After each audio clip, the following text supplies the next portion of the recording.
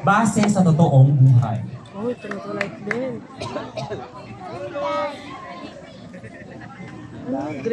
Grace Store.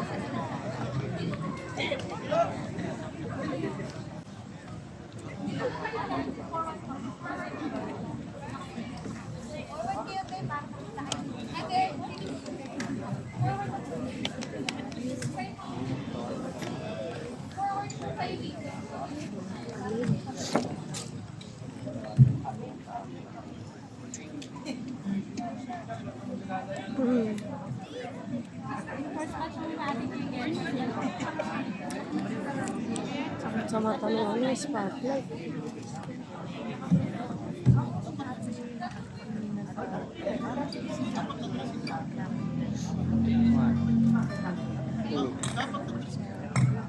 Ganyan tayo kanina. Kaya parang antag. Tuturuan pa bago magsimula. Tapos nagtuturuan ta. Mm-hmm. Ano ko na?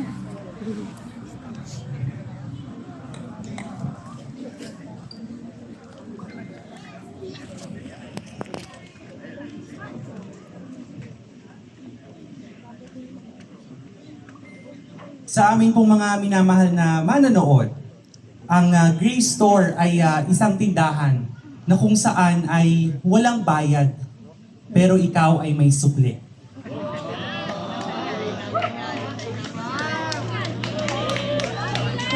Sana'y magustuhan nyo at tunghayan ninyo ang aming kwento.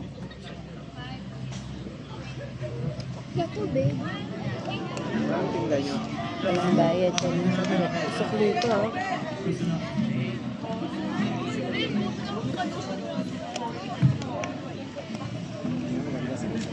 Ano ba itong buhay na to? Araw-araw na lang tayong ganito. Napapagod na ako. Wala tayong makain. Ano kakainin natin mamayang gabi?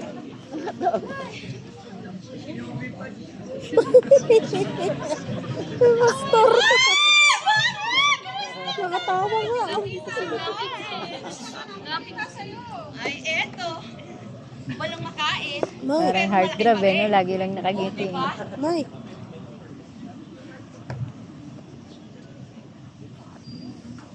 Ano kung problema natin? Are, eto, yung pang-araw-araw na pangangailangan namin. Ay, bigyan ng Mike. Ang daming Mike. Matugunan. Mike, bigyan niyo madaming Mike. Pwede. Ayun, oh. Naku, pare. Gusto mo sana pagkampautangin, kaya lang medyo gipit ako ngayon eh. Hindi kita mapapahiram. Pasensya na ha. Ay, magtago tayo. Andiyan si sister. Dali, magtago tayo, anak. Hello, sister. Ano po? Anong problema natin? Ay, alam mo na po, wala po kaming makain, sister eh. Wala po kaming food para pakain sa akin. Nalulungkot nga po ako. Ang problema yun, sister. Meron tayong pupuntahan. Diyan o, sa Grace Store. Lika, pupunta tayo doon. Talaga po? Oo, walang bayad doon. Ah, sige nga po. Bag ko. Ano po? Ano, 4 class. Yung Welcome to Grace dun sa Ano po ba ang meron station dyan? namin kanina. Marami kaming paninda dito. Ano bang kailangan nyo? Pumanap niyo po. Ang gusto po sana namin yung makakapuno sa aming mga sikmura. Kami po ay nagugutom pero hindi po halata. Meron po kami yan, kaso di po kami papautang eh. Pero kaya po namin yung bigyan po. Sinusunod. Kayo po ba ay napapagod na? Sabi niyo po kanina. Opo, hirap na po ako. Parang gusto ko na sumuko. Naku po, huwag po kayong sumuko. Meron pong solusyon sa lahat ng bagay. Talaga po? Yeah. Tama po. Sabi nga po sa Bible, "Come to me, all those who are heavenly laden, and I will give you rest." And alam niyo po ba na ang Diyos po ay mahal na mahal kayo. And gusto niya po kayong isave sa inyo pong pinagkakahirapan. Sabi po sa John 3:16, "For God so loved the world that He gave His only begotten Son, that whoever believes in Him shall not perish but have everlasting life." Gusto niyo po bang maranasan yung everlasting life? Amen po. Amen. Kung ganun po, samahan niyo po ako sa pagdarasal. Amen. Ayan. Samahan niyo po ako at sabayan. Panginoong Jesus, Panginoong Jesus, tinatanggap kita tinatanggap kita sa aking buhay sa aking buhay bilang aking Diyos bilang aking Diyos at aking tagapagligtas. aking tagapagligtas. Ikaw na po ang manguna Ikaw na po ang mauna sa aking buhay. sa aking buhay. Salamat po Salamat po sa kapatawaran sa kapatawaran ng aking mga ng kasalanan. aking mga kasalanan. Ikaw na po ang maghari, Ikaw na po ang maghari. ikaw po ang magbago Ikaw po ang magbago ng buhay ko. ng buhay ko. Salamat po. Ayun po. So ito po yung gusto namin ibigay sa inyo. Talaga po. Wala pong pan. Jesus? Jesus? Yes po. Thank you po. Oh! Kumusta po kayo? Okay lang. Alam po kayo ni Papa. Talaga? Bakit? Babayaran niya na daw po yung matagal niyang utang. Wow! God is good! Woo! Wow! Thank you, Lord! Thank you, Lord! Yes, thank you, Lord! Napakabuti mo!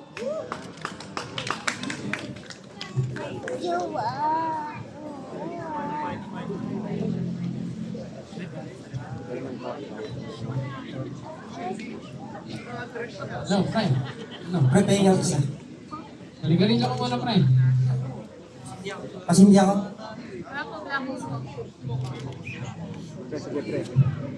Ano, Fred? Ito sa galing pa tayo. Ay, ito ba itong dalakon? No, Siyempre sa naman. kontrad. Gising na siya. Siya tayo. Tara. Karakos muna tayo. Meron ako, Meron ako. Sige, karakos tayo. Okay, pre. Ito kayo. Nag-ML ba kayo? Ha? Sige. 1 pa ko dyan. Kaya na. 1 pa ko dyan, ha? Ah, sige. Ayan na. Karakos. Oh, shot mo, Kanya. shot mo. Magkano yun? Oh. Oh. Shot mo, shot mo. Hindi ko maano. Hindi mo makita? Kara yan. Bahala na. Oh, shot mo na. Shot. Sige, oh. Ah. Bakit Okay tayo pa. mo siumat? Ah. Parang ayaw mo siumat ah. Di ba? Bakit tayo mo siumat? Ay, pag sabi ko sugal lang. May ayaw siumat din minsan. Walang paso ng bote. Ano ang pinagagawa niyo mga kaibigan? Hindi maganda yan eh. Gusto nyo, halika, sama kayo sa akin. Punta tayo doon sa Grace Store ng mabago ang mga buhay ninyo. Grace no? Halika, marami kayong makukuha doon. Libre yun. Oo, pero marami kayong makukuha ang sukli. Halika na. Wala ko na yung bag ko. Oo, sige, halika. Ano po ba kailangan nyo? Nais po ng mga kaibigan ko na mabago na po yung buhay nila. Marami po tayong solusyon dyan. Lahat po ng problema ay kayang solusyonan natin, Panginoon. Sabi nga sa Hebrews 10:10, by that we have been sanctified through the offering of the body of Jesus Christ once for all. We are sanctified by the blood. Amen? Lahat po ng ating kasalanan na kaya natin pagsisihan, pag pinagsisihan natin sa buhay natin, pinatawad na po tayo ng Panginoon. Lahat po ng problema ay pag-uusapan at kaya tayong palayain kahit anumang bisyo na nasa atin ngayon.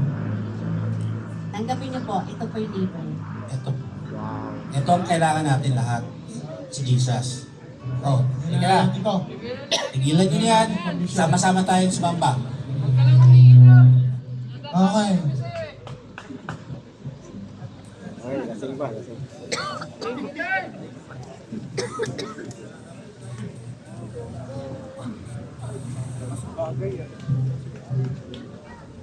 It's the Grace Store. Aray! Ang sakit sa'yo! Pansakit! Grabe, tinutubo ako, nanghihina na ako! Walang mic yung isa.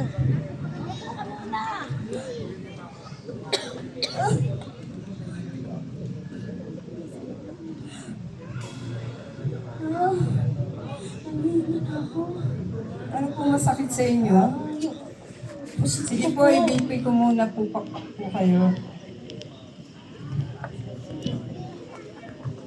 Grabe naman ito. Kung napipikit mo. 110/60 po. Sige po, Normal. po tayo kay Doc. Normal. Baba Baba. masyado. 60. Yes po, Doc. Over 60. Ang BP po niya is 110/60. 120/80, normal na. Mababa yung BP mo. Naku, Pita, ikaw pala yan. Doc. Oo, nung huli ka nagpa-check up sa akin, di ba nagkaroon na tayo ng mga test and sinabi ko na sa iyo na kailangan mo talagang maoperahan. Pero sa ngayon, bibigyan ko siya ng pain reliever, bigyan mo ako ng gamot na pang pain reliever kasi in pain siya eh. Kailangan niya munang mag-subside yung pain at mag-usap kami mabuti. Salamat po, Doc. Kalma ka lang ha. Kasi sinabi ko na sa'yo, pag-isipan yung mabuti dahil ang case niya is medyo hindi na maganda. Kailangan na talaga maoperahan siya, matatanggal yung matris niya at hindi na siya magkakaanak. Yun yung pinaka solve lang dun sa problema niya sa matris. Kaya kailangan yung pag-isipan mo mabuti kasi as soon as possible, kailangan na siya maoperahan. Mawawalan ng pag-asa. Bakit ko huwag ka mawala ng pag-asa? Nandiyan ang Diyos. Alam natin na hindi ka pababayaan. Sumama ka sa amin, dadalhin ka namin sa Grace Store. Ano ba naman itong buhay ko? Bakit? Bakit ako ba? Ano na lang ang sasabihin? Sasabihin nila, maging asawa ko. Ayoko na! Ayoko na mabuhay! Tutulungan ka ng ating Panginoong Jesus. Ano ba ang kailangan nyo? Hindi ko na kaya. Gamot po tayo. Ale, bakit po kayo umiiyak? Ano pong kailangan nila? Kailangan ko na kagalingan ng pag-asa sa buhay. Dahil hindi ko na kaya paano yung nangyayari sa buhay ko. Minsan ayoko nang mabuhay pa. Huwag kang mag-alala. Tama ka ng pinuntahan. You're on the right side. May solusyon sa lahat ng problema mo. Ayon nga sa Biblia, I will restore your health and heal your wounds, declares the Lord. Yan ang sinabi sa Jeremiah 30:17. Kaya lahat ng kasakitan mo, lahat ng pinagdadaanan mo, lahat ng mga bagay na gumugulo sa iyong isipan at lahat ng mga doubts na meron ka sa puso't isipan mo, aalisin yan ng Lord. Kaya magdasal tayo. Pray. Panginoong Diyos, maraming salamat po at dinala niyo ang aling ito dito sa aming tindahan. Dito sa Grace Store na kung saan may bayad o walang bayad ngunit may sukli.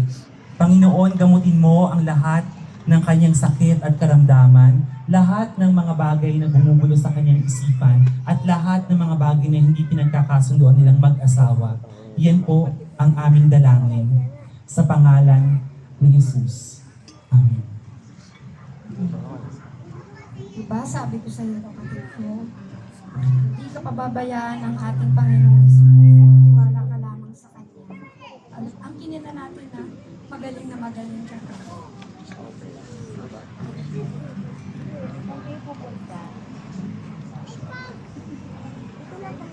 Sit down.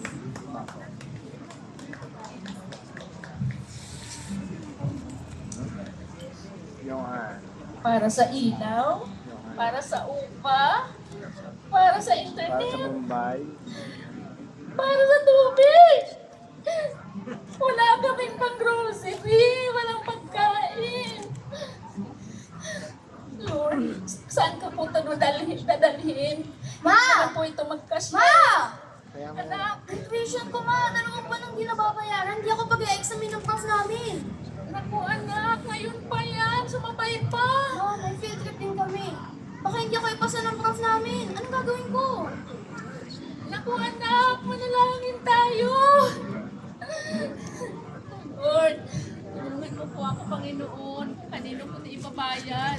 Nakikita ko, Panginoon, yung mukha ng ang may-ari ng bahay. Bukas na bukas, aalis ka agad. Ba't hindi mo bayad? Oh Lord, tulungan mo po ako. Oh Lord. Uy, may nag-text. May nag-call. Oh, Mars, hello. Hello, Mars. Oh, napatawag ka. Kasi kailangan ko na yung perang hiniram mo. Hindi mo pa ba siya mababayaran? Naku, Mars. Kasi Mars, ang tagal na noon. Bakit hindi pa nagagawa ng paraan? Mars, sumabay ka pa. Ito nga, oh. Ay, naku, Mars, hindi ka na makakaulit sa akin pag ganyan. Naku, Mars.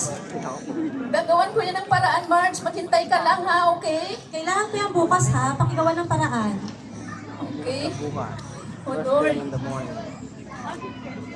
Nananalangin po ako, Panginoon. Nananalangin po ako kung kanino ko ito ibibigay. Kahit kanino ko po ito ibibigay, kulang pa rin. Naniniwala ako, Panginoon, na ikaw ay totoo. Hallelujah. Ikaw, Panginoon, ituro mo sa akin ang daan. Hallelujah. Hello, sis. Ano yan? Ano nangyayari sa'yo? Ha? Oo, sis. Grabe pag-alala mo. Pinapulungan ako ng mga utang. Ay, naku. Hindi ko alam. Kailangan mo yan. Huwag mo isipin yan. Pag Sunday service tayo ngayon. Ha? Oo, halika dito. Huwag muna ngayon, sis. Ngayon Kasi na. nag-aalala ako. Dalhin natin yan sa pagdadasal. Okay. Okay, tapos, pag katapos natin mag-Sunday service, daan tayo ng Grace Store. Okay? Tapos, eto sis, yung envelope natin to para sa offering natin sa church. Kasi may mga activities at may mga kailangan tayong pagpalain din. Okay naman sa'yo to sis, di ba? Okay, sis. Alam ko na pala kung kanino ko ibibigay itong 4,000 pesos. Kasi sa totoo lang, sis, 20,000 yung mga billings ko. Kaya ibibigay ko na lang ito kay Lord. Okay lang yan sis, kasi may pinagpapalasan na bibigay. At may mapupuntahan naman siya. Kayo? Anong hanap? Ay, Grace Store. Ano pong hanap nyo? Doon kayo. Doon kayo. Sinama ko si sister kasi masyado siyang nag-worry sa mga gastusin siguro. Tapos sinama ko siya dito. Alam ko na may sapat siya na pera at hindi lang yun, ibibigay niya pa rin sa kung saan. Marunong siya mag-share. Tamang-tama po yung napuntahan niyo. Huwag po kayong mag-alala. Meron po tayong solusyon dyan. Sabi po sa 2 Corinthians 9:8, "And God is able to make all grace abound to you, so that all things at all times, having all that you need, you will abound in every good work." Huwag po kayong mag-alala, tita. Lahat po ng binibigay niyo sa Panginoon, nakikita po niya yan. No matter what, maliit man o malaki, sigurado po na ang Diyos natin ang magpo-provide ng lahat ng pangangailangan po natin.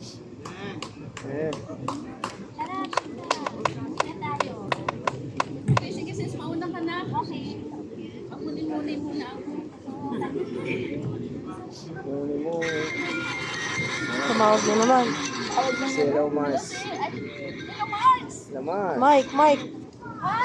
Mike. Meron na tayong komisyon? Magkano? 400,000? Nasaan ka? Praise the Lord! Nasaan ka? Sa labas ng Jabis? Wow! Hintayin mo ako!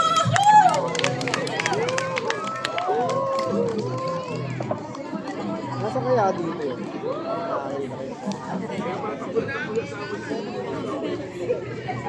Saya sa mga meeting natin, no? Ang ganda ng sayaw natin.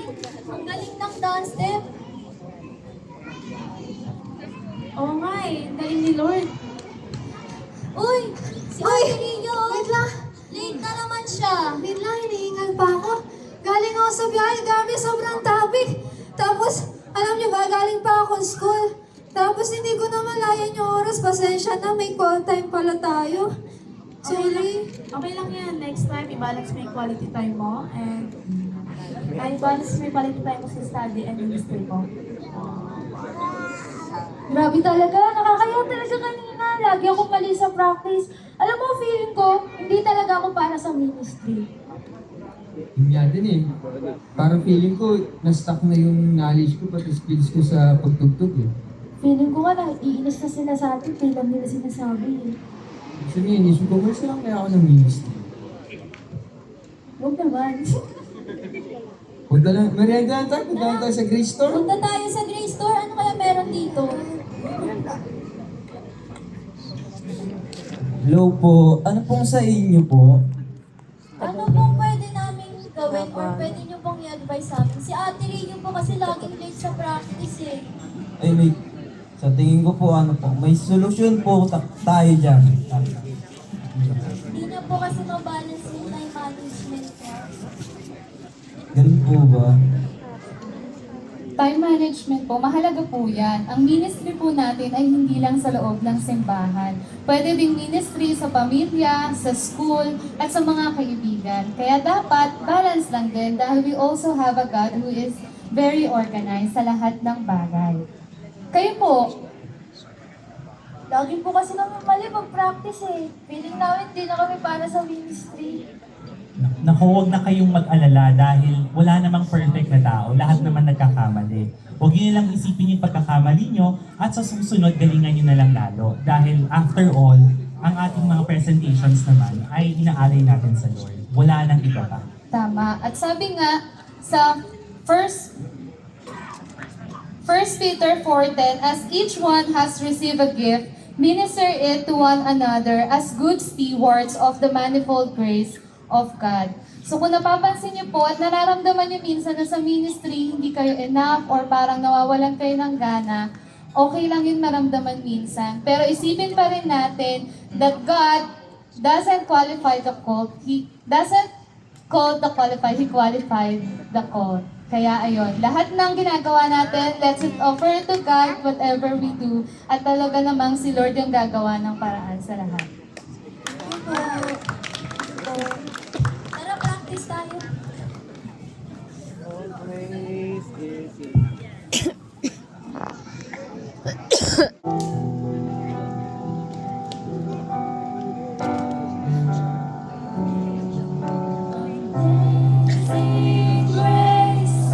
How sweet the sound that saves a wretch like me.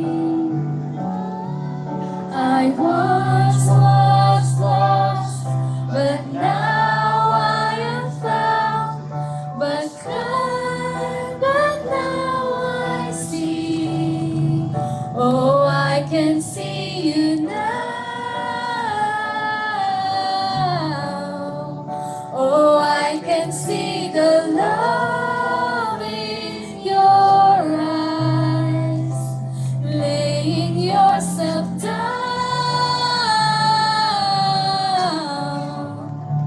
raising up the broken to life. Amazing grace. Amazing grace, how sweet the sound that saved a wretch like me. I once was lost, but now I am found. Was blind, but now I see. Oh, I can see it now. Oh, I can see the love in your eyes, laying yourself down,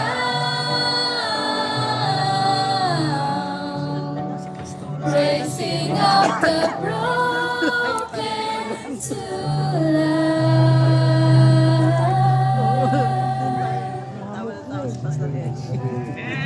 Chichipul na tayo sa hamog. Thank you, and we are the Grace Givers. 1, 2, 3. Last na po yan eh. Last na yan. Ano,